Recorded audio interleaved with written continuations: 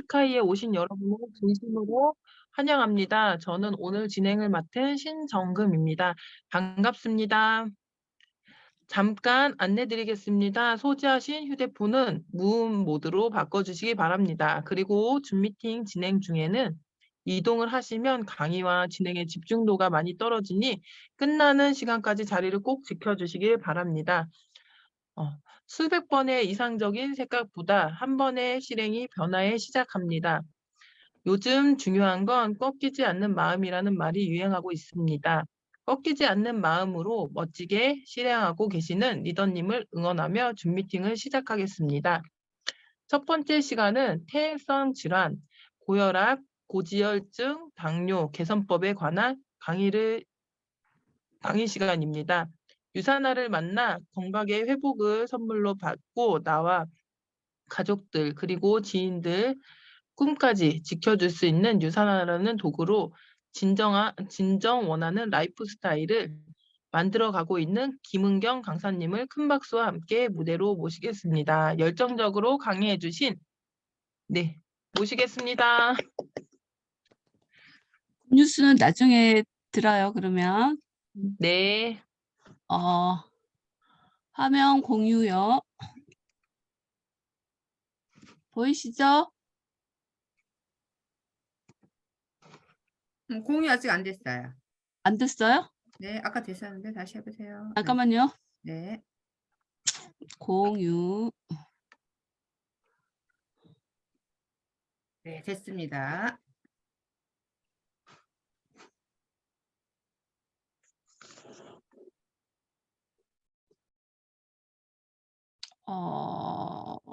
잠깐만요. 예, 이제 됐어요? 네. 아이고, 여전히 힘드네요. 네, 만성 퇴행성 질환, 고혈압, 고지혈증, 당뇨를 오늘 살펴볼 김은경입니다. 요즘 저희 젊은이들이나 뭐 또 중년이나 어르신들이나 모든 사람들이 이제 살아가면서 느끼는 것 중에 아주 간절하게 원하는 것이 건강하게 주어진 수명만큼 내가 살 수 있으면 정말 너무 좋겠다 이런 생각들을 많이 하고 삽니다. 이 건강이라는 게 우리 삶에 아주 중요한 삶의 질이 되어 버렸는데 우리 주변에 많은 분들이 질병으로 고통받으면서 또 질 낮은 삶으로 살아가고 있는 것을 우리가 많이 보죠. 근데 이것이 꼭 노년뿐만 아니라 중년이나 청년들까지 모두 이렇게 이 질병이라는 것에 노출되어 있고요. 그 중에서도 우리 현대의 질병이라고 불리는 만성 퇴행성 질환, 그 중에서도 고혈압, 고지혈증, 당뇨에 저희가 많이 노출되어 있는데 이것에 대해서 좀 알아보고 건강의 중요성을 알아보고 또 그로 인해서 우리가 삶의 질을 좀 높일 수 있는 그런 방법을 또 생각해보는 그런 시간을 갖겠습니다. 우리 몸이 아무런 이상이 없을 때는 몸을 관리하는 것에 굉장히 게을러집니다. 그런데 이제 어느 순간에 몸에 이상이 생기면서 아, 내가 평상시 생활 습관이 정말 이러이러해서 이런 결과가 나왔구나라는 이제 그런 생각에 대면하게 됩니다. 드디어 저희 몸에 대사에 장애가 온 거죠. 그래서 이 현대인의 생활 습관을 살펴보면은 이 첫 번째가 스트레스인데 조그만 스트레스들은 저희가 그냥 지나가는 경우가 되게 많은데 굉장히 크고 강한 스트레스가 올 때 우리가 그것을 해소하는 방법이 사람마다는 다 틀리지만 준비 안 된 그런 사람들이 많이 있습니다. 그래서 이 스트레스 가부하에 걸려가지고 심하게는 암까지 몸에서 변화가 일어나는 그런 아주 생활 습관 중에 아주 힘든 그런 부분이 스트레스입니다. 과음과 과식은 뭐 당연한 거고 저희가 또 식생활도 칼로리는 높은데 영양가는 없는 그런 식생활을 많이 하고 있고요. 거기에서 오는 영양 결핍 때문에 우리 몸에 영양이 불균형한 그런 상태가 되어 있고 또 운동도 저희가 또 게으르다는 것 때문에 바쁘다는 것 때문에 우리가 할 만큼의 운동을 하지 못하는 것. 그다음에 유전적인 면도 저희가 좀 살펴봐야 되는데 저희의 그 유전에 대한 그런 부분들에 좀 관심을 가지고 이 부분에 대해서도 생활 습관에서 되게 관리를 좀 해야 되는 그런 시대에 저희가 살아가고 있습니다. 그래서 인제 이런 여러 가지 생활 습관으로 인해서 만성 질환이 인제 저희가 찾아오는데 저희 몸에 이 만성 질환이 한마디로 정의하기는 어렵지만 이게 질병 속도가 굉장히 느리게 온다는 것하고요. 다른 사람들한테 전염이 되지 않는다는 것. 그다음에 특별한 증상이 없습니다.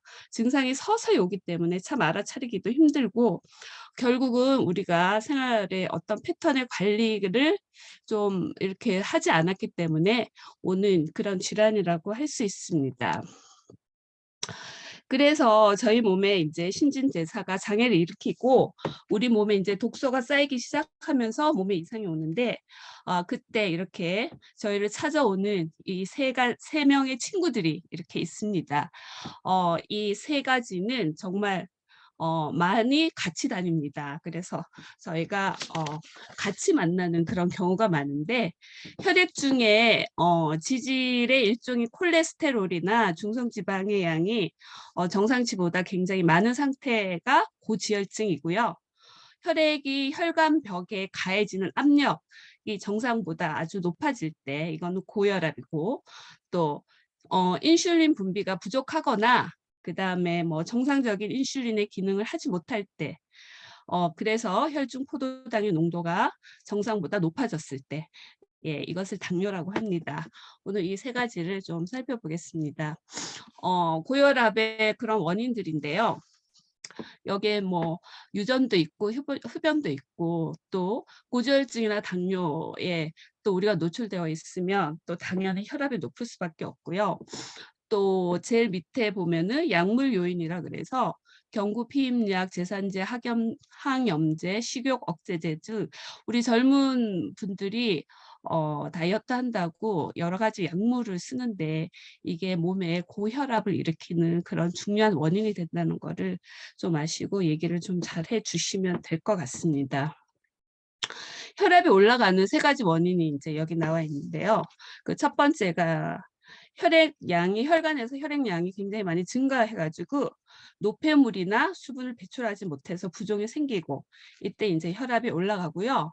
그 다음에 심박출량, 심장에서 1분 동안 박출해야 내는 혈액의 양이 증가할 때 혈압이 오르는데 이 혈액량이 증가하는 증세가 뭐 갑자기 흥분하거나 또 과도한 스트레스거나 그 다음에 몸무게가 체중이 많이 늘어났거나 이럴 때 심박출량이 증가합니다. 그래서 혈압이 오르고요.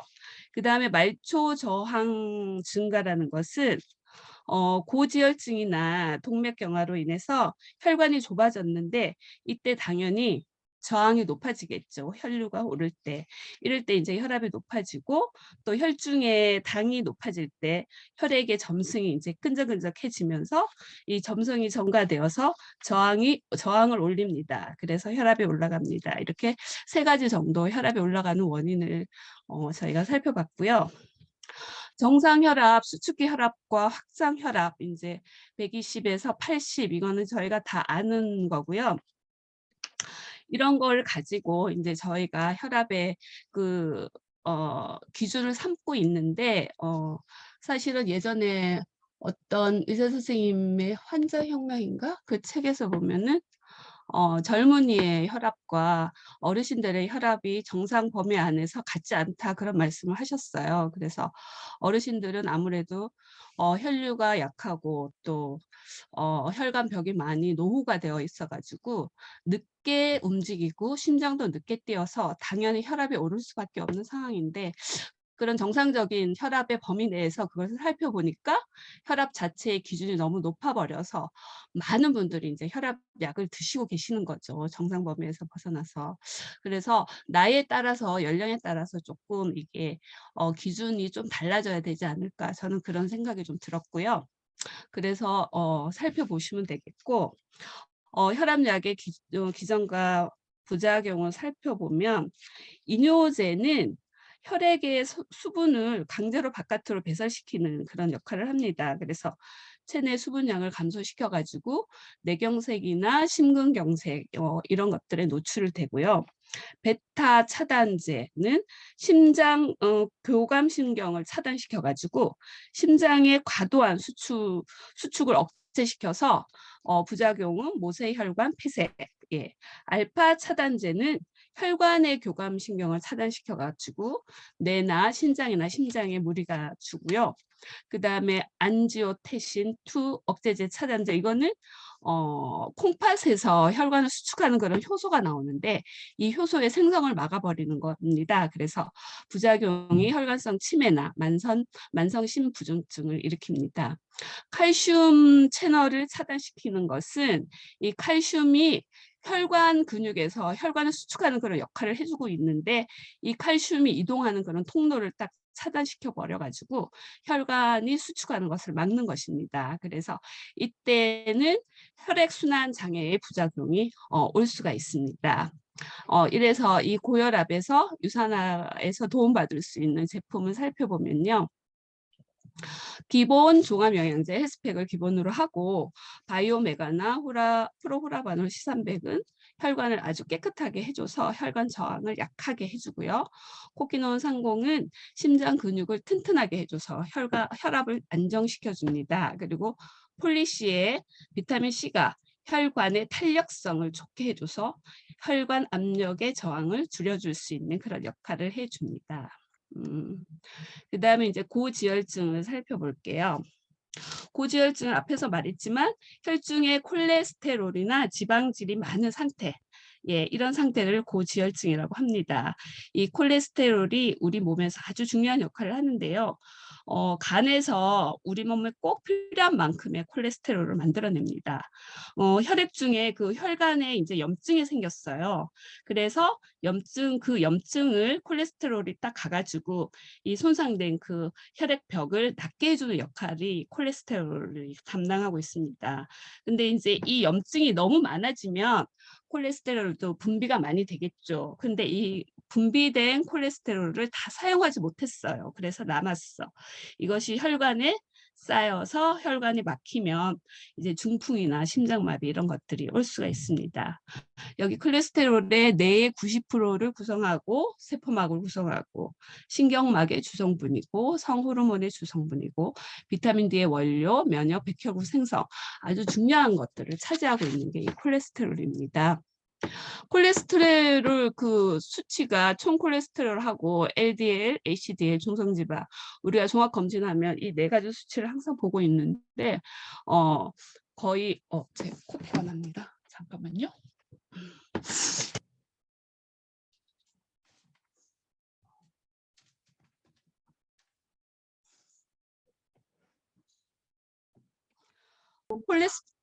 콜레스테롤의 수치도 예전에 비해서 지금 또 많이 바뀌고 있는 것 같아요.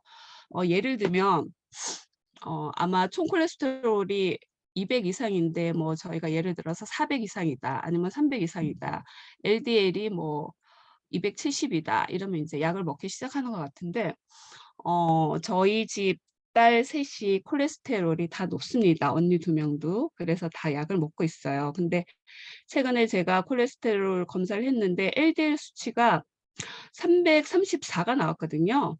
그래서 의사 선생님 보더니 이제 쓰러져야 되는데 안 쓰러졌다고 되게 놀라시더라고요.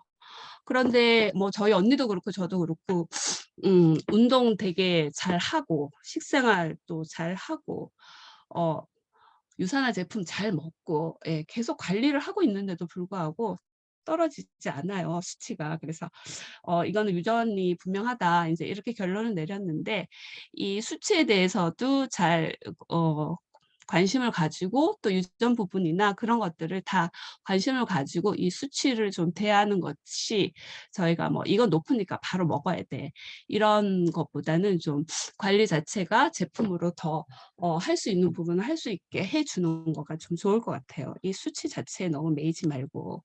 그래서 고지혈증이 일단 스타팅계 약물을 먹기 시작합니다. HMG, A 뭐 환원 효소 억제제입니다. 이 스타틴 계열의 약이. 근데 모든 선생님들이 말씀하기로는 이 스타틴 계열의 약물의 부작용이 많다고 모든 선생님들이 얘기하고 계시더라고요. 그래서 이 약물은 간에서 이제 HMG CoA라는 환원 효소를 억제시켜 가지고 콜레스테롤이 합성되는 것을 막는 그런 역할을 합니다. 그래서 아무래도 간이 좀 힘들어 하겠죠. 그리고 또 이것이 코엔자임 합성도 억제시키기 때문에 심혈관 질환을 더 부추기는 결과도 가지고 있을 수 있습니다. 우리 혈관 깨끗하게 하겠다고 고지혈증 약 먹는데 또 의외로 이것이 더 혈관을 나쁘게 하는 역할을 할 수 있기 때문에 웬만하면 약을 안 먹는 것이 좋지 않을까 싶습니다. 여기 이제 부작용 보면 간 손상이 대표적인 것 같아요. 그리고 쭉 보면은 횡문근 융해 이 부분도 저희가 예전에 배웠듯이 근육이 녹아내리는 거죠. 그리고 이제 제가 약을 먹기 시작했는데 한 달 됐습니다. 저의 부작용은 이 피로, 예, 계속 눈꺼풀이 무겁습니다. 그래서 굉장히 피로도를 느끼고 있으면서 요즘 약을 먹고 있습니다. 고지혈증에 아주 좋은 유사한 제품 헬스페의 비타민과 미네랄을 섭취해서 신진대사를 활발하게 해주고요.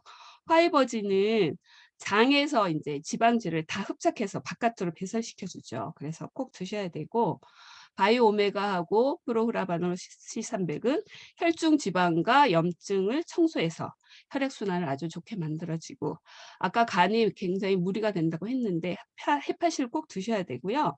그다음에 그 약 먹으면서 코엔자임 Q10도 함께 꼭 드셔야 됩니다. 네, 그렇게 조절하시면 되고요. 다음은 당뇨인데 당뇨 두 가지 있는 거 다 아시죠? 췌장에서 인슐린 분비가 안 되는 그런 선천성 당뇨가 1형 당뇨고요. 2형 당뇨는 인슐린 분비는 되는데 인슐린이 제 역할을 못하는 거죠.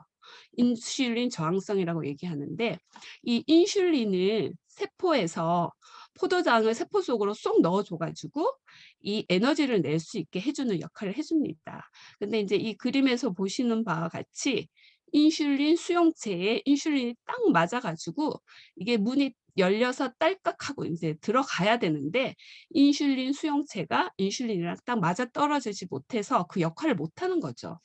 그래서 인슐린 저항성 이걸 인슐린 저항성이라고 하는데 이 원인의 대표적인 것이 이제 염증입니다. 혈중에 염증이 아주 많고 지방 지질이 많고 또 혈중에 당이 너무 높으면 이렇게 인슐린이 제 역할을 하지를 못합니다. 당뇨 진단 기준인데요. 당뇨 환자분들 공복 혈당, 뭐 식후 혈당 계속 재시는 거 다 봤죠. 이렇게 수치와 정상, 전 단계 있는데 여기서 이제 중요하게 생각할 게 당하혈 색소입니다. 당하혈 색소는 이제 여기 나와 있는 것 같이 6.5 이상인데 저희가 당하혈 색소는 이게 헤모글로빈이 포도당으로 결합된 것을 말하는 건데요. 100개의 적혈구가 있다고 생각하면 거기에서 당하혈 색소가 한 4개 내지 5개가 나오면 정상인데 이제 6개가 나오면 이제 당뇨가 되는 거죠. 여기 이거를 쉽게 설명하신 분이 있더라고요. 예전에 매실이 100개가 있는데 설탕에 푹 절여져 있는 매실이 4개나 5개면 괜찮은데 6개 이상이 절여져 있다. 이러면 이제 당뇨라는 거죠.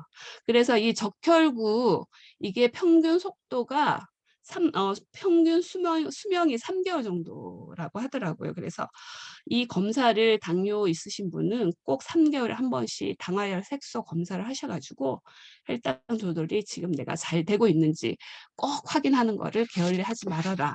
예, 이렇게 말씀하고 있었던 것 같습니다. 당뇨는 합병증이 굉장히 위험한데 당뇨 합병증은 이제 혈액 순환이 장애를 받아가지고 이 미세혈관이 저희가 눈이나 콩팥에 있는 미세혈관에 굉장히 많은 영향을 미칩니다. 그래서 망막 변성은 이제 실명의 위험성이 있는 거죠. 신부전증이 이제 심해지면 신장 투석을 시작해야 되고 신경병증은 이 감각 세포를 손상시키는데 감각 이상의 신경통, 감각이 이상이 생겨서 신경통이 생기는 거래요. 그래서 뭐 손발 저림이나 통증을 동반하는 것, 예, 이것이 신경병증입니다. 이거는 조선일보에서 나온 거를 제가 좀 찍어봤는데요. 한국인 당뇨병 환자 증가 추이가 2013년도, 14년도에 337만 명에서 2020년도에 526만 명으로 엄청나게 늘어났고요.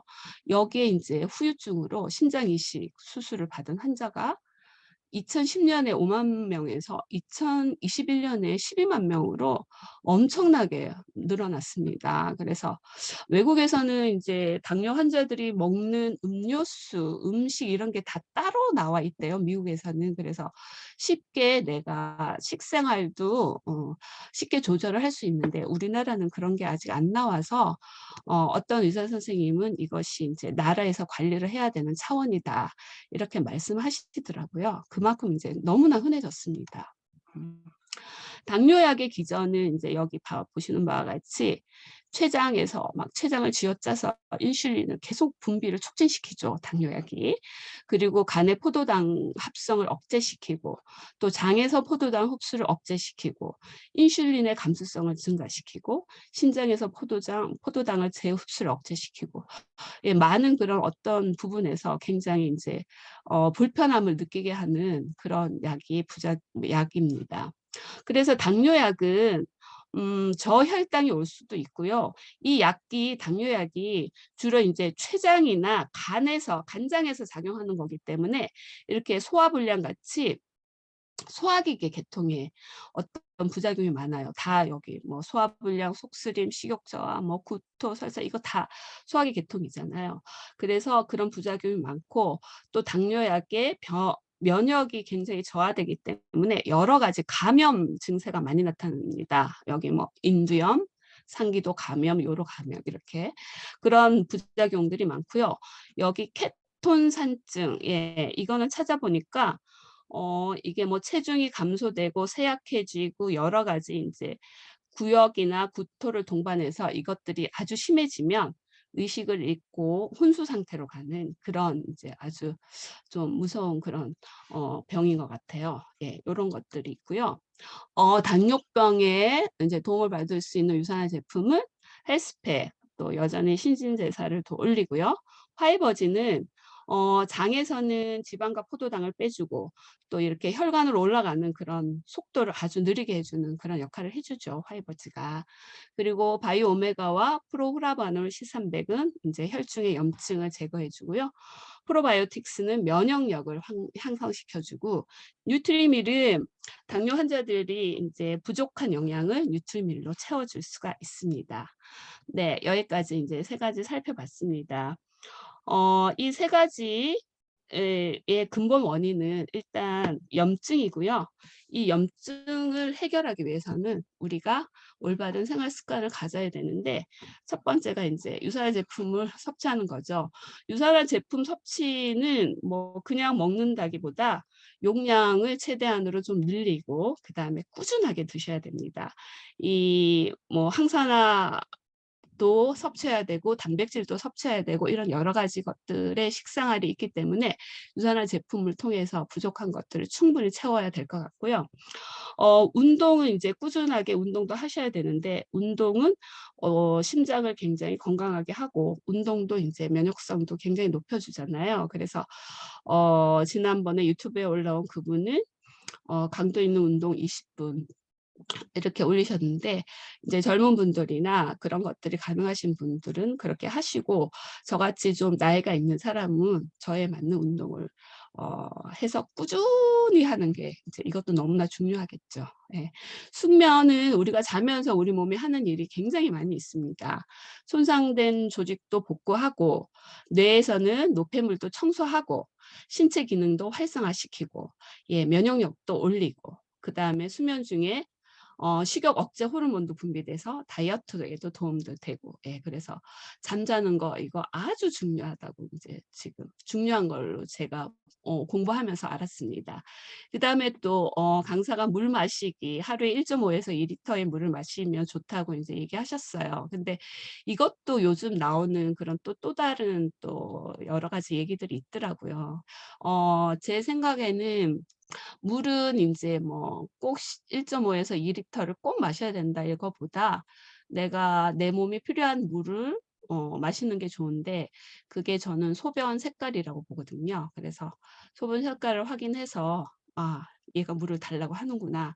이제 그 타이밍에 나한테 맞는 양의 물을 섭취하는 게 좋고, 옛날에 박청자 님께서 물 섭취에 대해서 꼭꼭 씹어서 천천히 인제 먹어라 이런 얘기를 하셨는데, 그때 되게 인제 그거가 아직까지 기억에 생생하게 남아 있습니다. 네, 이렇게 인제 저희가 올바른 생활 습관까지 살펴봤습니다. 저희가 뭐 이렇게 병에 걸리고 싶어서 걸리는 사람도 없고 한데, 저희가 알고 있는 것들 이런 생활 습관을 실천으로 옮기는 거는 그렇게 막 쉬운 일은 아닌 것 같아요. 그래서 아는 것을 실천하는 거, 그거 굉장히 중요한 것 같고요. 그렇게 함으로써 우리 삶의 질이, 건강함이라는 그런 것들이 우리의 삶에서 축복으로 오는 거는 이제 우리가 다 알고 있잖아요. 그래서 지금의 우리의 모습이 있지만 또 우리가 나이가 들어서 또 노년의 시간을 보냈는데, 그때 이제 우리의 모습을 아주 건강한 그런 정말 활기찬 그런 이름만 할머니인 건강한 우리의 모습을 상상하면서, 예, 이런 생활 습관들을 잘 다지며 우리 유산의 제품을 잘 섭취하는 그런 삶을 매일매일 살아냈으면 좋겠습니다. 네, 여기까지입니다. 감사합니다. 네, 감사합니다. 열정